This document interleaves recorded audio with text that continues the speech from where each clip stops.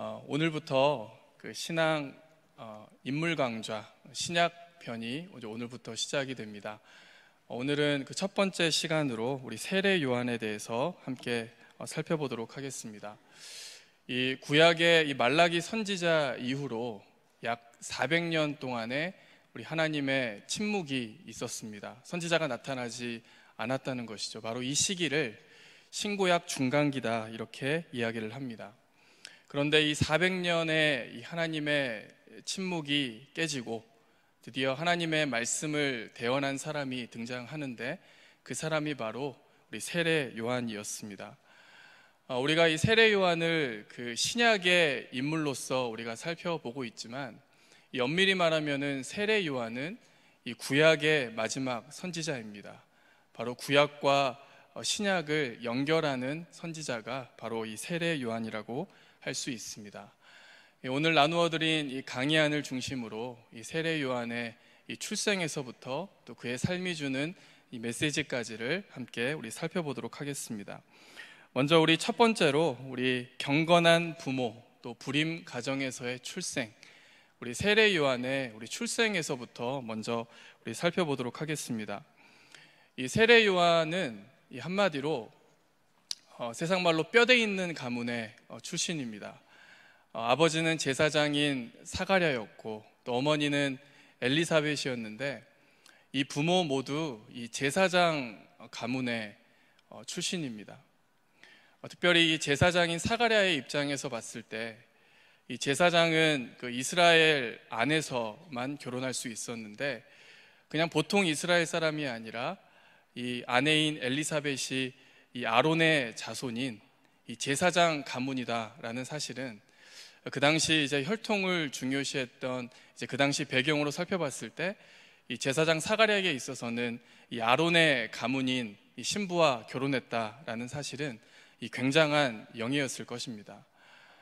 특별히 이 두 사람에 대해서 성경은 어떻게 평가하냐면 이렇게 평가합니다. 누가복음 1장 6절 말씀을 보시면 두 사람은 하나님 앞에서 의인이고 주의 모든 계명과 규례대로 흠이 없이 행했다라고 이렇게 평가를 하고 있습니다. 그러니까 한마디로 이 제사장 가문에다 또 하나님이 인정하시는 믿음을 소유한 부모 아래서 태어난 사람이 바로 세례 요한입니다. 하지만 이 사가랴와 엘리사벳 부부에게는 한 가지 아픔이 있었습니다. 그 아픔은 바로 이 아이가 없다는 것이었습니다. 그리고 이 두 사람은 이제 나이가 많아져서 이제는 잉태할 기대조차 할 수 없는 그런 상황에 지금 놓여 있습니다. 하루는 이 사가랴가 이 제사장 직무를 이렇게 수행하기 위해서 이 성전에 있었을 때였습니다. 그곳에서 이제 제사장 직무를 행하면서 이제 분향을 하고 있던 중에 이제 갑자기 사가랴 앞에 이 천사가 나타납니다. 이 천사를 보고 이렇게 깜짝 놀란 이 사가랴를 향해서 이 천사는 이렇게 이야기를 합니다. 내 아내 엘리사벳이 아들을 낳을 것이다. 그리고 그 아들을 낳으면은 그 아들의 이름은 요한이라고 해라. 이렇게 이야기를 합니다. 그러니까 사가랴는 믿을 수 없었습니다. 믿지 못했습니다. 마치 아브라함과 사라의 반응처럼 내가 너에게 자식을 주겠다라고 하는 이 하나님의 약속 앞에 이 두 사람이 비웃었지 않았습니까? 바로 이러한 반응처럼 사가랴도 내 아내 엘리사벳이 이제 잉태할 것이다 라고 하는 이 약속 앞에 사가랴도 불신했습니다. 그러면서 사가랴는 뭐라고 이야기를 하냐면 이렇게 이야기를 합니다. 저도 늙었고 아내도 늙었는데 어떻게 이런 일이 있겠습니까? 결국 이 천사는 이 아들이 태어날 때까지 사가랴가 말을 하지 못하게 만들어 버립니다. 그러니까 하나님의 약속을 불신하는 것에 대한 이 하나님의 일시적인 심판으로 이 사가랴의 입을 말하지 못하게 만들어 버리십니다. 이제 시간이 지나고 하나님의 약속대로 엘리사벳이 이제 아들을 낳았습니다. 어쩌면 이 요한의 출생은 평생 동안 아이가 없는 아픔 속에 살아야 했던 이 사가랴 부부에게 하나님의 은혜의 표시였고 또 하나님의 긍휼의 표시였을 것입니다. 그런데 이 가정, 이 한 부부의 문제만은 아니고 이 요한이 출생했다라는 것은 이 부부에게만 은혜인 것이 아니라 이 시대에게도 은혜입니다. 왜냐하면 요한은 앞으로 자라서 어떤 일을 하게 됩니까? 장차 오실 이 메시아의 길을 준비하고 이 세상과 이스라엘 백성들 앞에 메시아인 예수님을 드러내는 인물로 자랄 것이기 때문에 이 어두운 시대에게도 요한의 출생은 하나님의 은혜였습니다. 그러니까 따라서 이 요한의 탄생이 의미하는 것은 이제 이 시대를 향한, 이 어두운 시대를 향한 하나님의 구원 계획이 시작되었다라는 것을 알려줍니다. 이제 아들을 낳자마자 그동안 말하지 못했던 사가랴가 다시 이제 말을 할 수 있게 됩니다. 불신했던 사가랴의 입에서 이제는 찬송이 흘러나옵니다. 사가랴는 어떤 찬송을 하냐면 하나님께서 어떻게 세례 요한을 구원 계획 가운데 사용하실지를 찬송하고, 특별히 세례 요한을 통해서 예견될 이 메시아를 통한 이 하나님의 구원 계획에 대해서 예언하고 찬송하는 입술을 이제 보이게 됩니다. 그리고 세례 요한은 누가복음 1장 80절 말씀에 의하면 이스라엘 앞에 등장할 때까지 빈들에 있었다, 이렇게 이야기를 합니다. 그러니까 빈들에 있었다라는 이야기는 무슨 뜻이겠습니까? 세상의 소리와 세상의 소음을 피해서 오직 하나님의 소리에만 집중할 수 있는 그 빈들에 머물러 있었다라는 뜻으로 볼 수 있습니다. 이 빈들이라고 하는 것의 이 자세한 의미는 이따 다시 한번 우리 살펴보도록 하겠습니다. 그 다음 이 강의 안의 이 두 번째 내용입니다. 이 두 번째 내용을 보시면 이 세례 요한의 사명에 대해서 나오는데, 이 세례 요한의 사명은 무엇이냐면 바로 메시아의 오실 길을 준비하는 것이다, 이렇게 나와 있습니다. 그러니까 특별히 그 누가복음 3장 그 1절로 2절까지의 말씀을 보시면 이 세례 요한이 이스라엘 앞에 등장했을 때 그 시대적인 상황에 대해서 이 자세하게 열거가 돼 있습니다. 제가 강의 안에도 이렇게 적어 놓았는데 그냥 간단하게 차례대로 이렇게 살펴보면, 첫 번째로 이 디베료 황제가 통치하던 때입니다. 이 디베료 황제는 티베리우스 황제로 알려져 있습니다. 로마 제국의 제2대 왕, 두 번째 왕입니다. 누가복음 2장에 보시면 로마 제국의 1대 왕이 이름이 나오는데 바로 그 이름이 바로 가이사 아구스토라는 사람이 로마 제국의 1대 왕이고, 그 왕을 이어서 이제 로마 황제에 등극한 왕이 이 티베리우스라는 왕입니다.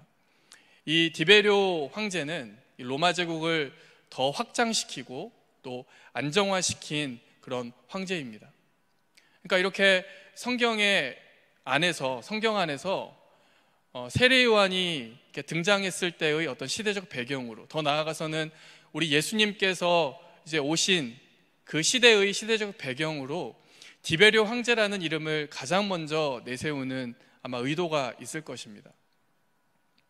아마 디베료 황제라고 하는 이 인물, 이 이름에 주는 이 위압감, 지금 현재는 이 400년 동안에 이렇게 하나님의 침묵이 이어지고 있고, 어쩌면 로마 제국의 그 황제의 권력은 점점 더 커지고 있는 이 시대에 있어서는 이 시대의 패권과 이 시대의 힘이 하나님께 있는 것이 아니라 로마 제국의 황제에 있는 것과 같은, 그 힘의 균형이 하나님께 있는 것이 아니라 로마 황제에게 있는 것과 같이 느껴지는 시대였다라는 것을 알려주기 위함일 것입니다. 첫 번째 등장하는 인물이 바로 이 디베료 황제이고, 두 번째 등장하는 인물이 바로 빌라도입니다. 이 빌라도는 우리가 사도신경을 통해서 매주마다 이렇게 읊게 되는 이름이죠. 본디오 빌라도에게 고난을 받으사. 이 그 빌라도를 의미하는데, 빌라도는 유대의 총독이었습니다. 이 유대의 총독을 조금 쉬운 말로 이야기를 하면 그 로마 제국이 파견한 유대 지역의 대사, 그러니까 로마 제국이 파견한 로마 제국의 사람인 것이죠. 그래서 빌라도는 로마 제국이 파견한 유대의 대사로서 봉직을 했는데, 우리가 잘 알다시피 빌라도는 백성들에게 이렇게 포악을 행하고 또 무거운 세금으로 이스라엘 백성들을 고통스럽게 했던 이 포악한 자, 우리가 사도신경에서 예수님을 고난받게 한 장본인으로 우리가 매주마다 이렇게 말하는 그 사람이 바로 이 본디오 빌라도입니다. 그리고 세 번째 등장하는 인물이 바로 헤롯이죠. 헤롯 가문. 이 헤롯 가문은 로마 제국에 막대한 정치 자금을 이렇게 바치고 뇌물을 바치고 이 유대 지역의 통치권을 따낸 가문이었습니다. 아마 헤롯 가문은 정말 예수님과 이제 앞으로 이렇게 복음 사역에 진행함에 있어서 지독히도 이 복음 사역을 가로막는 이 장본인이 되는 이 가문으로 등장을 하죠. 어찌됐건 이 헤롯 가문은 로마 제국에 막대한 정치 자금을 주고 유대의 통치권을 따내서 그의 형제들이 유대 지역을 이렇게 4분의 1씩 25%씩 나누어서 이렇게 통치를 하게 됩니다. 그래서 이 4분의 1 지역의 왕이라는 뜻이 바로 이 분봉왕이라는 뜻이죠.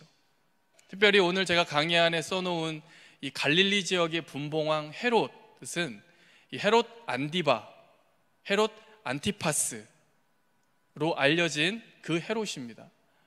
이 헤롯이 이제 유명한 헤롯이 되는데 왜 유명해지냐면 세례 요한이 이 헤롯 안디바의 이 죄악을 꾸짖자 세례 요한을 감옥에 가두고 결국에는 세례 요한을 참수시켜서 죽이게 만드는 장본인으로 이 헤롯 안디바, 갈릴리 분봉왕 헤롯이 바로 그 사람입니다.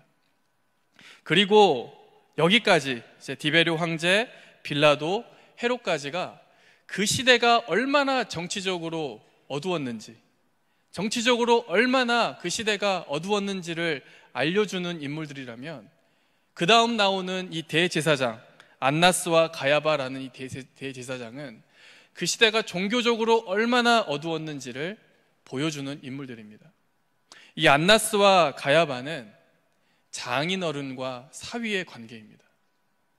그러니까 안나스가 장인어른이고 가야바가 그 안나스의 사위인 것이죠. 그러니까 이들은 어떤 정통성 있는 제사장이 아니라 이들도 역시 그 당시 또 막강한 힘의 권력이었던 로마 제국에게 돈을 주고 제사장직을 사서 철저하게 사익과 권력에 따라 그 제사장직을 수행했었던 사람입니다. 이 안나스와 가야바 집에서 우리 예수님께서 나중에 불법 재판을 받으시죠. 그리고 안나스와 가야바의 집들에서 불을 쬐고 있던 베드로가 예수님을 3번 부인하게 됩니다. 바로 이 사람들이 바로 안나스와 가야바 대제사장입니다. 그러니까 지금 이렇게 쭉 등장하고 있는 인물들을 종합해 보면은 한마디로 이렇게 표현할 수 있을 것입니다. 그 시대는 정치적으로 봤을 때, 종교적으로 봤을 때 하나님의 마음과는 전혀 소통하기 어려운 시대였다. 하나님과는 전혀 소통되지 않았던 시대였다라고 이렇게 표현할 수 있겠습니다. 바로 이때 막강한 힘들, 타락한 종교 지도자들이 그 지역의 패권을 쥐고 있을 그때 드디어 하나님의 역사가 움직이기 시작을 합니다. 하나님의 말씀이 빈들에 있던 세례 요한에게 임했다, 이렇게 이야기를 합니다.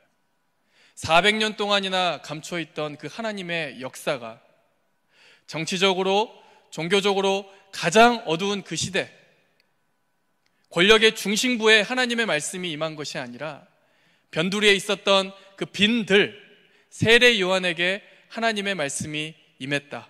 하나님의 역사가 권력의 중심부로부터 시작되는 것이 아니라 빈들에서 하나님의 나라를 고대하고 있었던 세례 요한으로부터 시작됐다. 이렇게 지금 성경은 이야기하고 있습니다. 여기서 이 빈들이라고 하는 것은 단지 이 물리적인 장소만을 의미하는 것은 아닙니다. 그 이사야 40장 3절 말씀을 보시면 이 빈들이 주는 의미가 나오는데, 이사야 40장 3절에 이 빈들은 어떤 의미냐면 왕이신 하나님이 오실 길을 예비하는 자가 머무는 장소입니다. 다시 말하면은 왕이신 하나님이 오실 길을 준비하고 예비하는 자가 머무는 곳이 바로 빈들이었습니다. 그러니까 이사야서에서 이미 예견된 장소입니다. 그러니까 이 빈들에 세례 요한이 머물렀다라는 뜻은 그저 세례 요한이 빈들이라고 하는 물리적인 장소에 있었다가 아니라 이사야서에 이미 하나님이 약속하신 대로 빈들에서 왕이신 메시아가 다시 오실 길을 준비하는 자로서 누가 머물렀다? 세례 요한이 머물렀다라는 것을 알려줍니다. 이렇게 세례 요한은 어두움의 시대의 한복판에 서 있는 것이 아니라 그 어두움을 피해서 빈들에 머물면서 왕이신 하나님이 다시 오실 길을 예비하는 자로서 자신을 지키고 자신의 거룩함과 정결함을 지켰던 그런 인물입니다. 그가 이제 이스라엘 백성들 앞에 등장했습니다. 드디어 그가 이스라엘 백성들 앞에 데뷔했습니다. 그가 이스라엘 백성들 앞에 서서 이야기했던 메시지는 바로 이것이었습니다. 강의한 2-2번을 보시면은 세례 요한의 메시지는 너희는 주의 길을 준비하라. 그의 오실 길을 곧게 하라. 이것이 바로 세례 요한의 메시지였습니다. 그러니까 장차 오실 그 예수님을 맞이할 준비를 하라라는 것이죠. 예수님을 맞이하는데 적합하지 않는 모든 높아진 마음들이 낮아지고 예수님을 맞이하는데 적합하지 않은 모든 우리의 거친 마음들이 다 평탄해지고 고다지고 예수님을 맞이할 수 있도록 우리 마음과 영혼의 길을 닦으라. 이것이 바로 세례 요한의 메시지였습니다. 그리고 세례 요한이 말했던 주의 길을 가장 잘 예비하는 방법은 바로 회개하는 것이었습니다. 그래서 세례 요한은 백성들 앞에 회개를 촉구합니다. 그 회개가 얼마나 구체적이었는지 먼저는 이스라엘의 어떤 성직자들, 이스라엘의 어떤 상류층을 향해서는 독사의 자식들아 라고 하면서 그들의 위선을 책망했습니다. 그리고 일반 백성들, 세리들, 군인들까지 세례 요한 앞에 나와 자신의 죄를 자복합니다. 우리가 어떻게 하면 됩니까? 세례 요한은 그들에게 구체적인 회개의 행위를 알려줍니다. 일반 백성들에게는 옷 2벌 있는 자는 옷 없는 자에게 1벌을 주는 것, 이것이 바로 회개의 행위다. 세리들에게는 백성들을 괴롭혀가지고 세금을 늑징하지 말고 정한 만큼만 거둬라. 이것이 바로 세리들의 회개다. 그리고 군인들은 백성들을 포악하게 행해서 그들의 것을 빼앗지 말고 너희들이 정해진 그 월급에 만족하면서 살아라. 이것이 바로 일반 백성들, 세리들, 군인들 앞에 제시한 세례 요한의 회개의 열매였습니다. 또한 세례 요한은 이렇게 회개한 백성들이 죄사함을 받았다라는 어떤 표시로서 세례를 베풀죠. 물 세례를 베풉니다. 이 세례의 이름이 이 강의한 2-3번의 내용인데 이 세례는 바로 회개의 세례였다. 이렇게 이야기합니다. 그러니까 많은 백성들이 자신의 죄를 자복하고 회개의 세례를 받았습니다. 심지어는 우리 예수님께서도 이 세례에 동참하시죠. 그러니까 예수님께서 요한에게 세례를 받으셨다는 것은 나중에 이제 십자가를 지실 그 예수님을 예표하는 사건이었습니다. 예수님은 죄가 없으시지만 온 인류의 죄, 우리의 죄를 마치 자신의 죄처럼 짊어지시고 우리 예수님도 요한 앞에 나가 회개의 세례를 받으셨습니다. 하지만 요한이 베푼 세례는 마치 요한의 사명처럼 임시적이고 준비하는 세례에 불과합니다. 예표하는 세례에 불과합니다. 임시적인 세례에 불과합니다. 그 세례는 어떠한 나중에 올 그 본질의 세례, 진짜 세례를 준비하는 세례였는데 나중에 오실 그 그리스도, 장차 오실 그 메시아 예수님께서 베푸실 그 성령 세례, 그 성령 세례를 예표하는 세례가 바로 요한의 세례였습니다. 여러분, 성령 세례는 무엇입니까? 한마디로 이야기하면 성령 세례는 이 하나님의 뜻을 순종할 능력을 받는 것입니다. 율법의 요구를 행할 능력을 갖추는 것입니다. 바로 이 성령 세례로 인도하는 이 가교와 같은 역할을 하는 것이 바로 요한의 물세례, 회개의 세례였던 것입니다. 마지막 이 강의한 3번의 내용을 보시겠습니다. 강의한 3번의 내용을 보시면 세례 요한은 예수님은 드러내고 또 자신은 사라지는 것을 기뻐했던 자다, 이렇게 나옵니다. 세례 요한의 이 메시지와 이 세례 운동은 굉장한 파급력을 불러일으켰습니다. 다시 말하면은 이 세례 요한에게 인기가 생기고 이제 영향력이 생기게 됩니다. 어떤 사람은 세례 요한을 보고 엘리야다. 엘리야는 구약에서 죽지 않고 승천했지 않았습니까? 그리고 이 말라기 선지자는 이 세례 요한, 그 엘리야가 다시 하나님이 엘리야를 보내실 것이다 라고 이렇게 예언했는데, 그 예언된 엘리야가 세례 요한은 아닐까 이렇게 생각하기도 했고, 심지어 어떤 사람은 세례 요한을 메시아다, 우리가 기대하리고 기대했던 메시아다, 이렇게 생각했던 사람들도 있었습니다. 세례 요한이 그만큼 많은 영향력을 가졌고 그의 메시지와 그의 세례가 그 시대 백성들에게 어마어마한 파급력을 일으켰기 때문에 저 사람이라면 우리가 기대했던 메시아로 충분하다, 저 사람이라면 우리가 기대했던 메시아의 모습일 것이다 라고 생각을 하고 많은 사람들이 세례 요한을 메시아로 이렇게 생각을 합니다.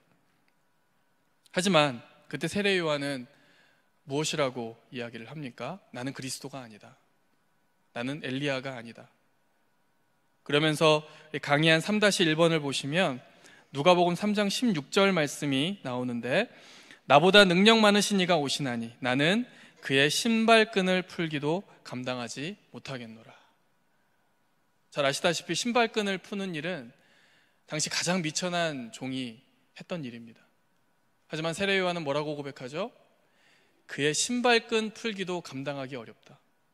그 미천한 일마저도 그분의 신발끈이라면 내가 감당하기 어렵다. 그러니까 세례 요한은 예수님 앞에서 자기를 극도로 부인하는 그런 모습을 보여주고 있습니다. 또 두 번째로 요한복음 3장에 보시면은 이 세례 요한의 세례와 그 예수님의 세례가 동시에 진행되는 모습을 볼 수 있습니다. 그러니까 예수님이 공생애를 시작을 하시고 이제 세례 사역을 시작을 하셨을 때 여전히 요한도 일정 기간은 이제 동시에 세례가 진행이 됐었던 것 같습니다. 그러니까 동시에 세례가 진행되고 있고 게다가 지근거리에서, 가까운 거리에서 세례가 이루어지고 있습니다. 그래서 사람들은 막 수군거렸습니다. 요한의 세례가 진짜야, 예수의 세례가 진짜야 라고 하면서 막 이렇게 논쟁이 벌어지기도 했습니다.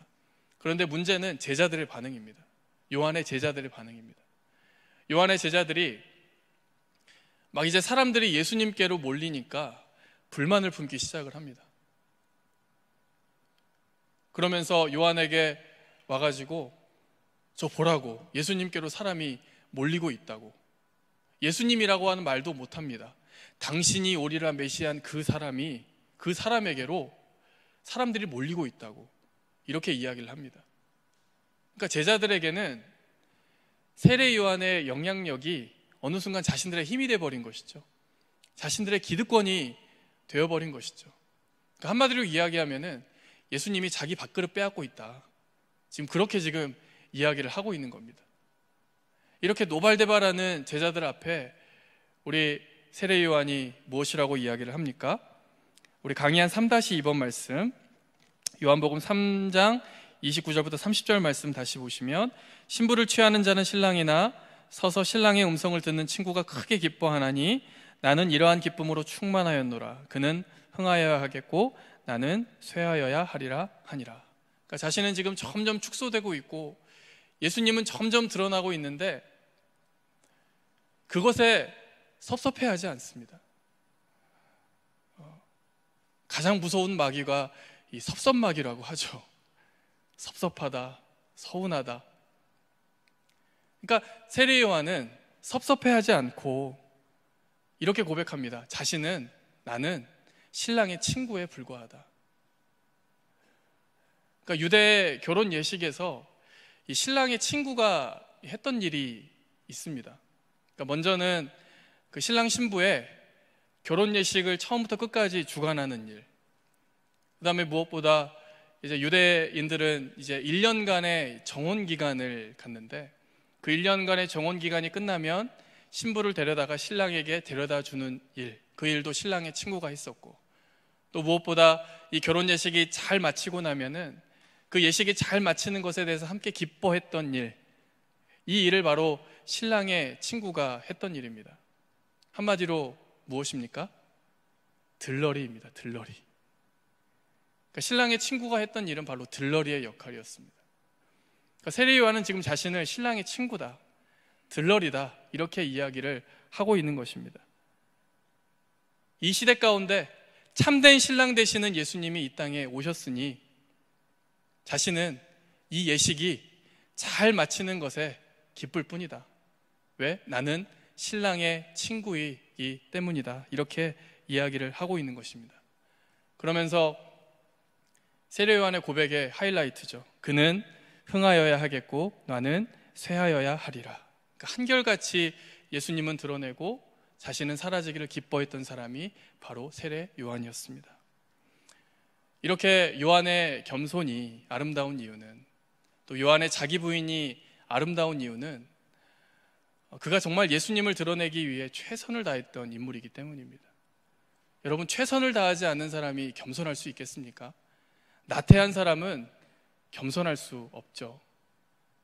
정말 세례 요한은 많은 종교 지도자들이 권력에 빌붙어가지고 호의호식하고 있을 때에도 거기에 동화되지 않고 빈들에 머물면서 하나님의 나라를 학수고대했던 사람이었고, 이스라엘 앞에 섰을 때는 비록 자신의 사명이 준비하고 예비하는 임시적인 사명에 불과했지만 정말 그 사명 가운데 많은 영향력이 생길 정도로 최고를 들였던, 최고로 그 사명을 완수했던 사람이 세례 요한이었고, 자신에게 생긴 영향력을 자신의 힘이라고 착각하지 않고 기꺼이 예수님 뒤에 숨어 예수님만을 드러내기를 기뻐했던 사람이 바로 세례 요한이었습니다.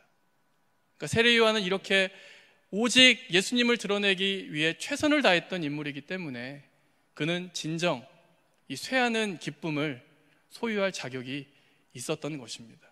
아까도 말씀드렸지만 나태하거나 게으른 사람은 겸손할 수 없습니다.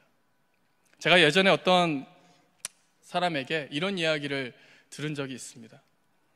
자기는 자기가 교만해질까 봐 새벽기도 나오지 않는다. 자기는 자기가 교만해질까 봐 제자훈련 받지 않는다. 얼핏 보면 겸손인 것 같지만 결국 게으름, 하기 싫음이 겸손으로 포장되어 있는 것이죠. 그것은 겸손이 아니라 나태함입니다. 세례 요한이 아름다운 이유는 그가 예수님을 위해 최고를 드리고 예수님 뒤에 숨어 예수님만을 빛나게 했던 사람이기 때문입니다. 그리고 예수님은 쇠한 세례 요한을 선지자보다 나은 자라고, 또 여자가 낳은 자 중에 가장 큰 자라고 이 세례 요한을 높여 주십니다. 오늘 말씀의 결론을 맺겠습니다. 우리 세례 요한은 우리에게 먼저는 빈들의 영성을 가르쳐 줍니다. 세상의 소음과 소리를 피해 오직 하나님의 소리에만 집중했던 그 집중력, 이 영성을, 이 신앙을 우리가 회복했으면 좋겠고, 또 그는 흥하고 나는 쇠하여야 하리라. 그의 일생 가운데 최선을 다해 예수님을 드러내고 그렇게 생긴 영향력을 자신의 힘이라 착각하지 않고 예수님 뒤에 은닉하여서 오직 예수님만을 드러내기를 기뻐했던 그 세례 요한의 겸손함과 자기 부인, 이것이 바로 우리가 깨닫고 배우기를 원합니다. 삶의 매 순간 예수님만을 드러내는 저와 우리 성도님들 되시기를 주의 이름으로 축원합니다.